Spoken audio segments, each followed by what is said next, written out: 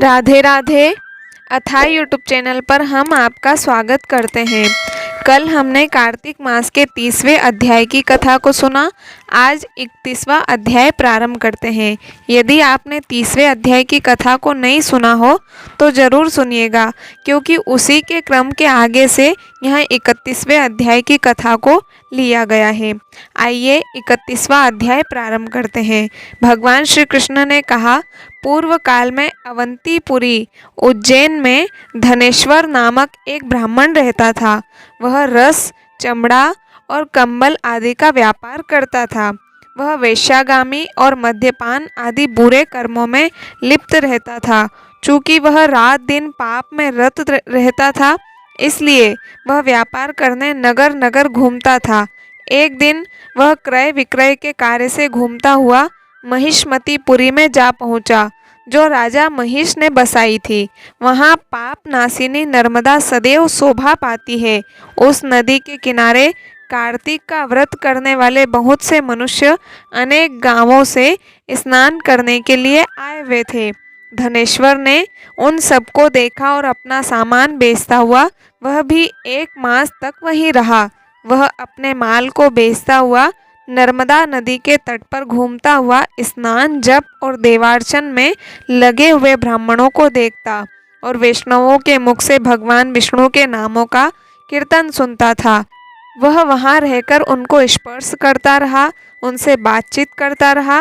वह कार्तिक के व्रत की उद्यापन विधि तथा जागरण भी देखता रहा। उसने पूर्णिमा के व्रत को भी देखा कि व्रती ब्राह्मणों तथा गौओं को भोजन करा रहे हैं, उनको दक्षिणा आदि भी दे रहे हैं।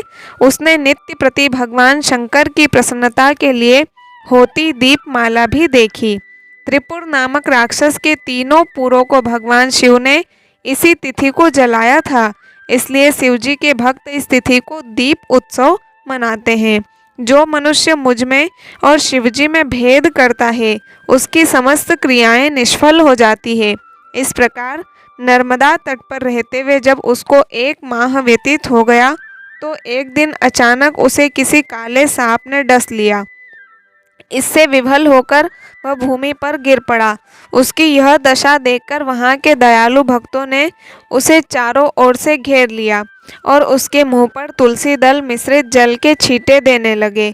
जब उसके प्राण निकल गए, तब यमदूतों ने आकर उसे बांध लिया और कोड़े बरसाते हुए उसे यमपुरी ले गए। उसे देखकर चित्रगुप्त ने यमराज से कहा, इसने बाल्यावस्था से लेकर आज तक केवल बुरे कार्य ही किए हैं। इसके जीवन में तो पुण्य का लेश मात्र भी दृष्टिगोचर नहीं होता।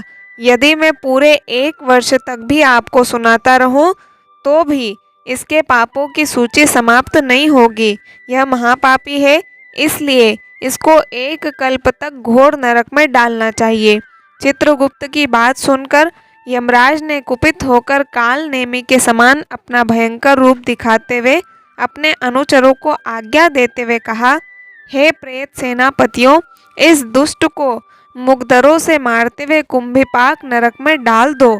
सेनापतियों ने मुगदरों से उसका सिर फोड़ते हुए कुंभिपाक नरक में ले जाकर खोलते हुए तेल के कड़ाहे में डाल दिया।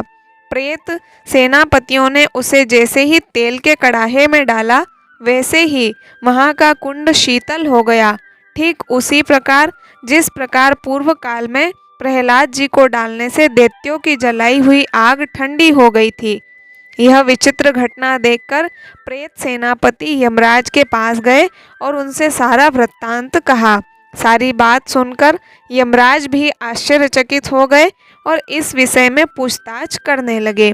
उसी समय नारद जी वहाँ आए और यमराज से कहने लगे, सूर्य नंदन, यह ब्राह्मण नरकों का उपभोग करने योग्य नहीं है। जो मनुष्य पुण्य कर्म करने वाले लोगों का दर्शन, स्पर्श और उनके साथ वार्तालाप करता है, वह उनके पुण्य का 6वां अंश प्राप्त कर लेता है।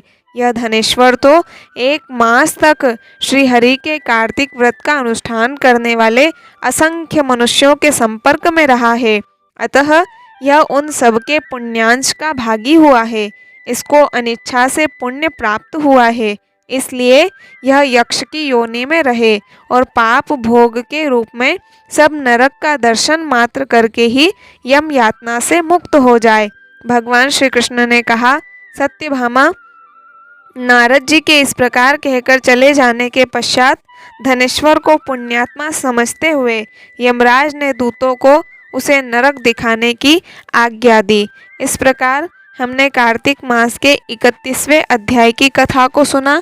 यदि आप हमसे सीधे जुड़ना चाहते हैं तो लिंक आपको नीचे डिस्क्रिप्शन बॉक्स में मिल जाएगी, आप वहां जाकर के हमसे जुड़ सकते हैं, क्योंकि ऐसी अच्छी अच्छी कहानियाँ, कथा, अच्छे अच्छे ग्रंथ के कट टू कट वीडियो, अच्छे अच्छे पर्व त्योहारों की कथा विस्तार से हम आपको देने का प्रयास करते रहते हैं। मिलते हैं अगले वीडियो में, तब तक के लिए सभी को राधे राधे।